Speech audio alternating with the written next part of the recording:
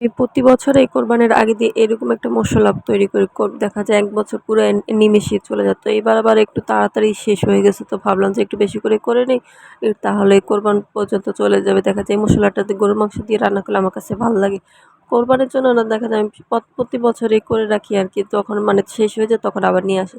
তো এবার একটু কম মসলা হয়ে গেছে মনে হচ্ছে যে, যেহেতু আমার ননদ বলছে ওনাকে একটু দিতে হবে। তো এইদিকে ভাবতেছি এত কম মসলা দিয়ে কি করব? গুঁড়া করলে দেখা যায় ওনাকে একটু দিতে হবে, আমি নিজেও রাখতে হবে। তো ভাবলাম যে আরেকটু কম হলে ভালো হতো। পরে ভাবলাম যে যাক, শেষ হলে আবার নতুন করে নিয়ে আসবো তখনই। তো এগুলো আমি কিন্তু আগের দিন সুন্দর করে ধুয়ে রোদে শুকিয়ে, দেখা যায় অনেক ময়লা বের হয়, বালি বের হয়। এর জন্য সুন্দর করে ধুয়ে তারপর মসলাটা দিয়ে দেখা যায় রান্না করলে একটু মানে বিয়ে বাড়ি গরুর মাংসের মতো লাগে। আমার কাছে কিন্তু এরকমই লাগে। যারা বাসায় বানায় তারাই জানে যে কিরকম লাগে। দেখা যায় মাংসের টেস্টটা একটু ভালোই লাগে।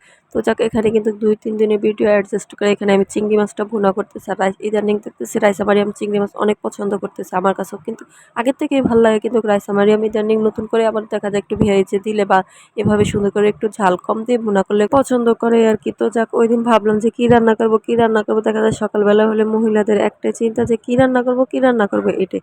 তো যাক, কি রান্না করব করে ভেবে তো ওইদিন একটু ডাল, একটু মানে আলুর ভর্তা আর চিংড়ি মাছটা ভুনা করলাম। মোটামুটি আলু ভর্তাটা খেতে কিন্তু অনেক ভীষণই ভাল লাগছিল আমার কাছে। আর এই যে দেখেন, এই আলুর সাথে মানে মিষ্টি আলুও সেদ্ধ দিছি। কারণ মিষ্টি আলু আমার শাশুড়ি খায়, পছন্দ করে। আর ইদানিং দেখতেছি হুমায়রাও একটু খায়। আর অন্যদিকে এই তো আমার চিংড়ি মাছটা ভুনাও হয়ে গেছে। দেখেন কালারটা সুন্দর আসছে না?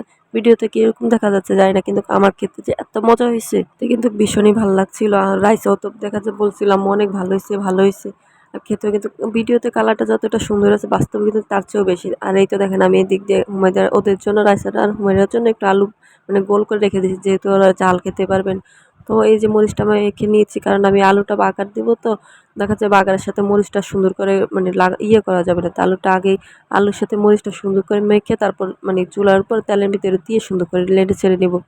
এই সরিষার তেল পেঁয়াজ দিয়ে আগে একটু মানে এই গরম করে নিতেছি। পেঁয়াজটা একটু দেখা যায় নরম হয়ে আসলে তারপর আলুটার এই যে এটা দিয়ে দিব আরকি। আমার কাছে ওইভাবে বেশি ভাল লাগে। কাঁচা পেঁয়াজ দিয়ে ভর্তা করলে ভাল লাগে না। অনেকে কিন্তু কাঁচা পেঁয়াজের ভর্তাটা, এই যে দেখেন আমি ধনিয়া পাতাও দিয়ে দিয়েছি, কারণ একটু কাঁচা থাকলে ভাল লাগবে না কিছুই। আমি সুন্দর করে সবগুলা ভেজে তারপর আলুটা দিয়ে দেবো আরকি এটার সাথে। দেখা যায় এর সাথে যদি মরিচ দিই তাহলে আলুর সাথে সুন্দর করে মিক্সড হবে না। এই কারণে আগেই আমি মরিচটা দেখা যায় হাত দিয়ে মেখে নিয়ে নিই। এই আমার মতো কে আছে একটু বলবেন যে এই আগে এরকম করেন, কারণ আলুর সাথে পরে মরিচ দিলে ভাল লাগে না। ভাল লাগলে বলতে যে মিক্সড হয় না আরকি। এজন্য আমি আগেই দিয়ে ফেলি।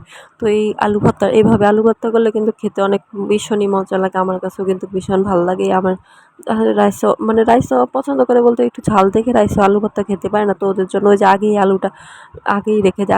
আর ভর্তা একটু ঝাল না হলে তো ভাল লাগে না। বাচ্চাদের জন্য কি করব?